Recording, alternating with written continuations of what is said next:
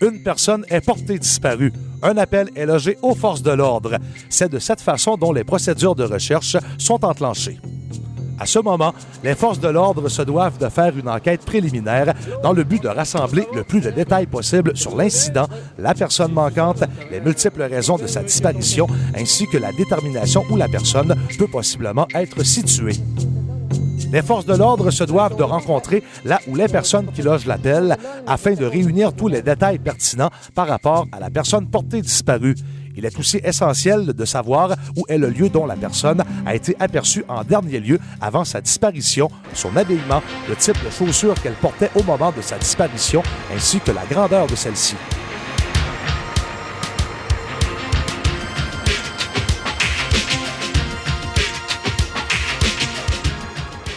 Lorsque les forces de l'ordre ont réuni l'information pertinente, un périmètre de recherche est à ce moment établi en collaboration avec le coordonnateur de recherche. Une décision est prise et le coordonnateur va enclencher l'appel. Celui-ci rejoindra l'officier de communication et lui fournira des détails sur le point de ralliement, l'heure, des spécifications sur le type de recherche à effectuer, ainsi que sur le type d'équipement spécialisé nécessaire. Durant ce temps, les forces de l'ordre donneront un rapport détaillé au coordonnateur de recherche et ensemble, ils vont préparer un plan de recherche à utiliser.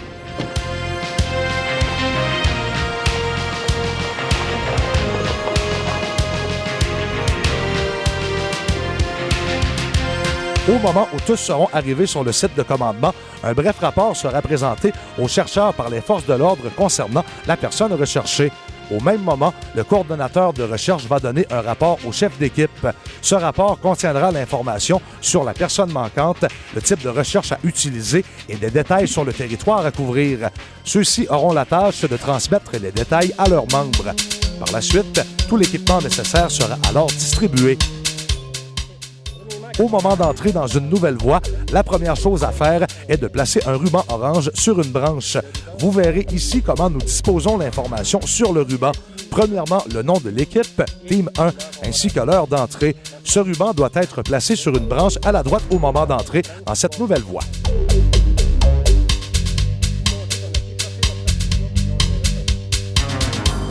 Ceci est fait afin de démontrer que nous y sommes entrés et qu'elle fut vérifiée. Au moment de notre sortie, nous placerons un autre ruban sur celui-ci. Ce dernier sera de couleur bleue. On y trouvera la même information que son précédent, soit le nom de l'équipe et l'heure de sortie.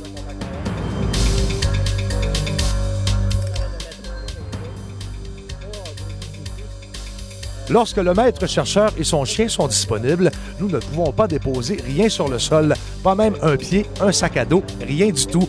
Nous ne devons rien laisser tomber, car le maître chien cherche toujours la senteur la plus fraîche. Un autre type d'identification que nous utilisons lorsque le territoire est découvert, c'est de la peinture en aérosol.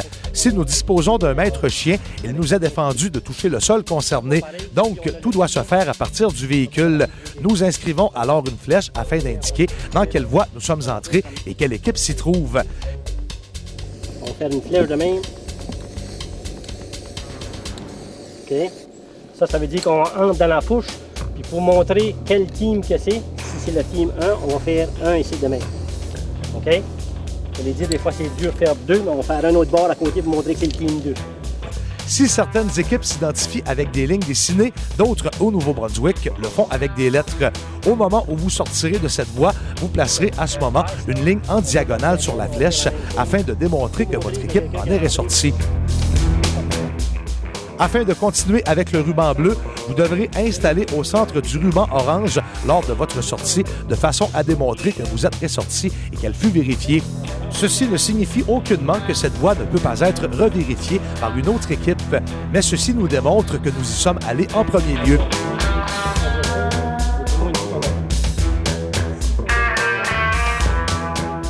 Lorsque nous portons un casque protecteur avec des cache-oreilles, nous devons les enlever dans le but de mieux entendre. En entrant dans une voie, placez un ruban, avancez sur une courte distance, arrêtez, utilisez votre sifflet, utilisez votre klaxon, criez le nom de la personne manquante. S'il n'y a pas de réponse, attendez un moment et s'il n'y a pas toujours de réponse, il faut avancer sur une courte distance et il faut recommencer les mêmes procédures. Lorsque le premier véhicule arrête, nous devons tous arrêter. Nous devons nous assurer que nous avons un contact visuel avec nos partenaires. Si votre partenaire ne vous suit pas, vous devez arrêter aussi. Lorsque la personne cherchée répond, utilisez votre boussole afin de déterminer l'azimut à suivre. Et puis ça m'a déjà arrivé que ça a répondu, puis l'adrénaline vient en route à ce temps-là. C'est beau de voir ça parce que tu prends la boussole, puis tu t'enlignes, puis tu cries à la personne qui reste là. Pas qu'il court partout. C'est la meilleure chose. Aujourd'hui, là, on a un territoire à couvrir, là, je suis dans ce coin ici. Là. Il y a plusieurs cordonniers, là, je l'ai mis sur un plastique parce qu'aujourd'hui, il mouille ou il pleut aujourd'hui. Ça fait qu'on a plusieurs petits chemins à faire en arrière de ça. Puis aujourd'hui, on va trouver notre personne.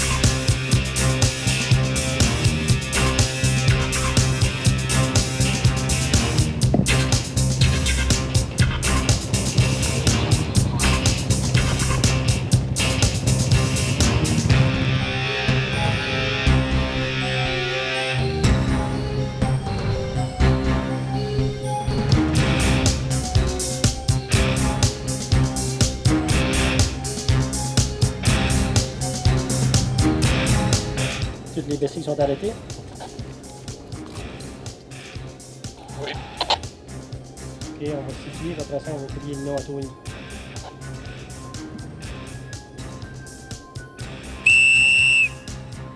Tony!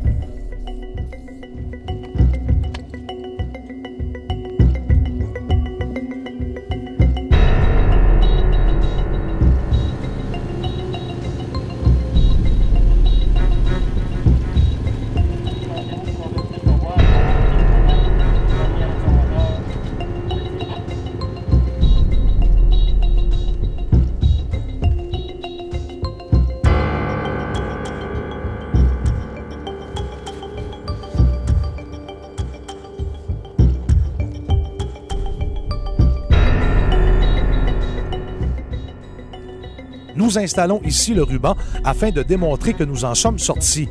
Équipe 1, sortie. Nous l'attachons donc au ruban orange installé lors de notre entrée. Cela ne signifie pas que personne ne peut revérifier cette voie. Rappelez-vous que si nous disposons du maître chien, il faut demeurer sur nos véhicules pour faire tout cela, la peinture ainsi que les rubans.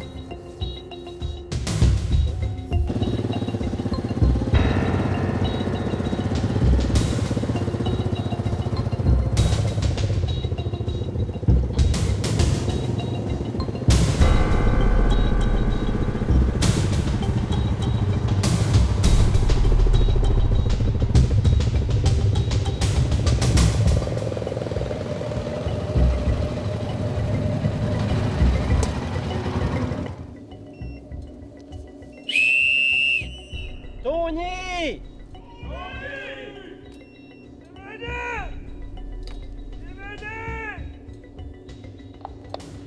Tout le monde a entendu ça? Vous prendre votre boussole, voir sur quel bearing qu'on est, le son.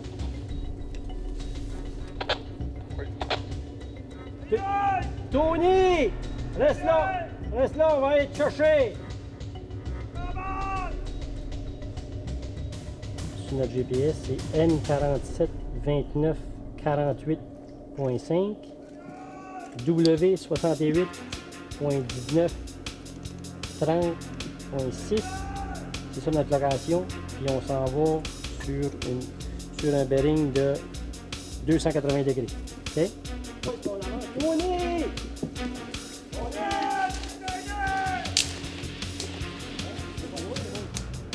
On va essayer de l'élever un petit peu. OK. Descendez ça tranquillement. Tranquillement. OK. Il est bon là? Oui, on va t'aider. On va Ça bouge. T'es arrivé, t'as tombé, toi? Il va manquer chemise. On a besoin de la boule. On va avoir besoin de la boule. Oui.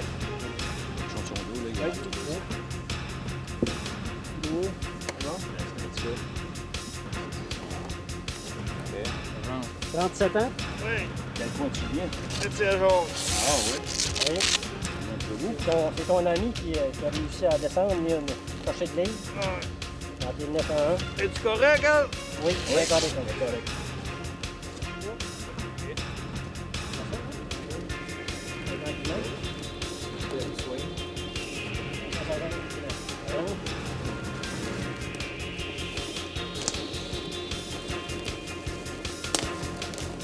On vient, Tony? Oui.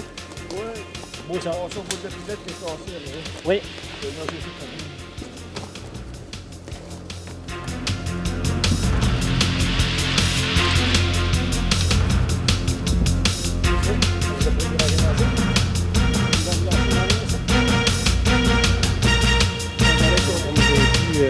constater, nous avons trouvé notre victime.